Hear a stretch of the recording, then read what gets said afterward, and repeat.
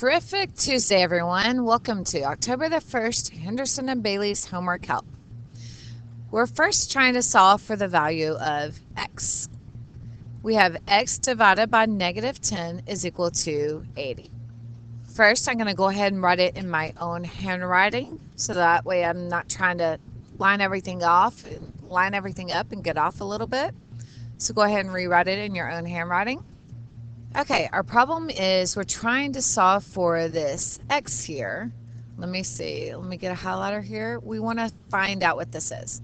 To find out what that is, we have to get it all by itself.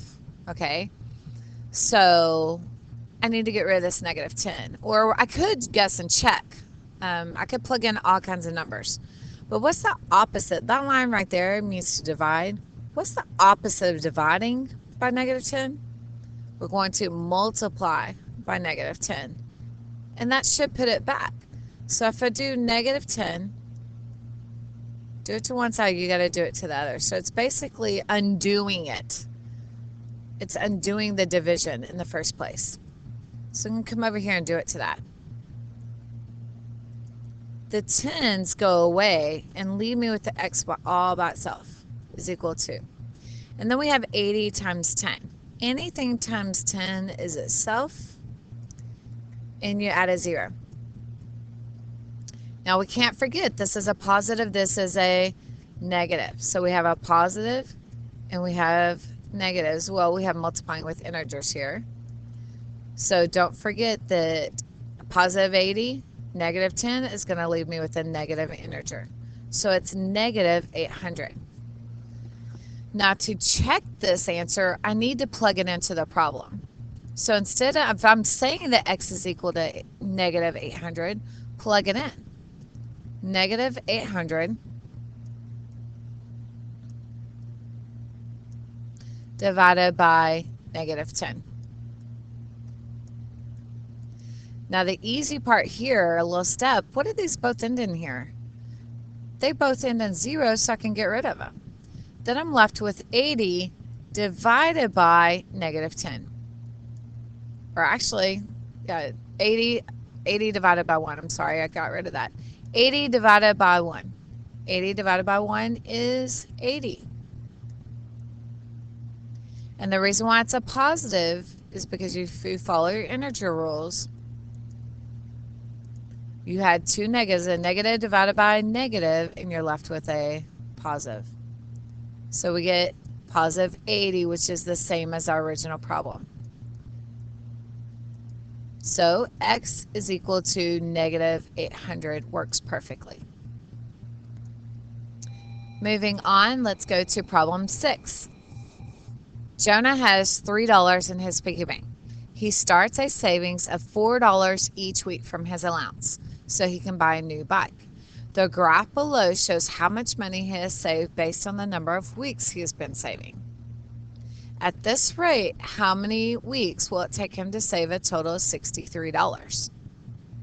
Now, guys, I want to bring you to earlier last week when you came in the class and Miss Bailey and Miss Henderson, y'all got to play a trivia game.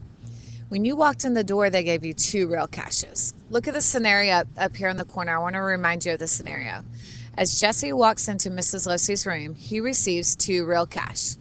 As students play the trivia game, they are kindly rewarded with 3 real cash for every question they guess correctly. The total amount of real cash each student has at the end of class Y depends on the number of X, the questions they get correctly. Now, each question, you remember if somebody answered 3 questions right, we did 3 times 3. Well, in this case, it's 3 because for each question, they get 3 real tickets. So 3 times the number of questions plus the 2 tickets for walking in the door. Okay? All of that was going to be equal to Y. Let me get the highlighter here. Y was our real cash, and X was our questions.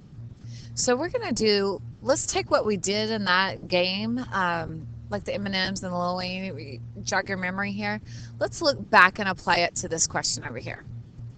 Okay? He has $3 in his piggy bank. That $3 in his piggy bank is like the $2 for walking in the door. That's the freebie, no matter what. That's his constant. We're going to add 3. That's never going to change. But for each week, he gets $4.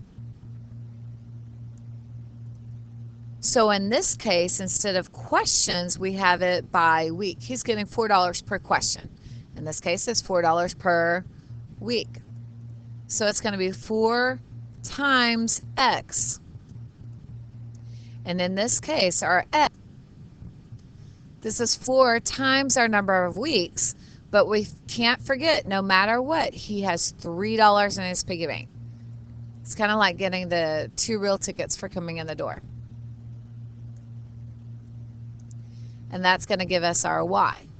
And in this case, our Y stands for our total amount that he's saved, including the $3 he already had. Okay, Y being our total amount we have saved. We can do this several different ways. We could use the graph if the graph continued up to 63 and then follow it across. In this case, it's not going to help us be very accurate because the graph isn't extended up enough.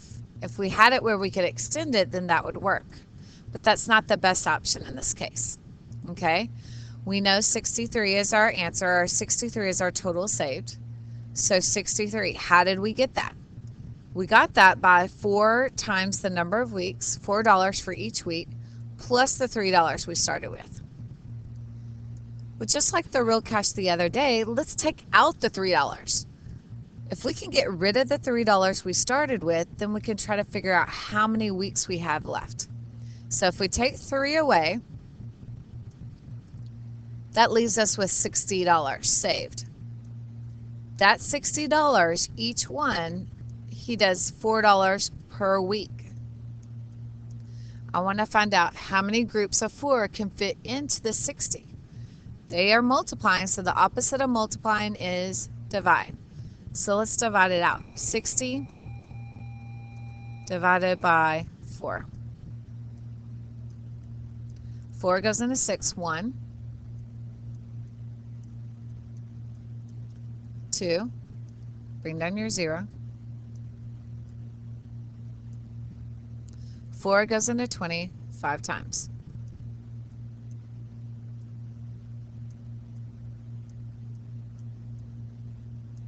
So in 15 weeks, he would have saved $60 plus the 3 he already had in their savings.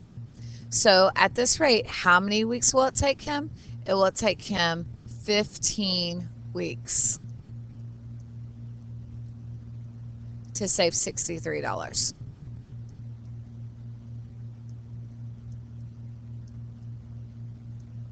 I got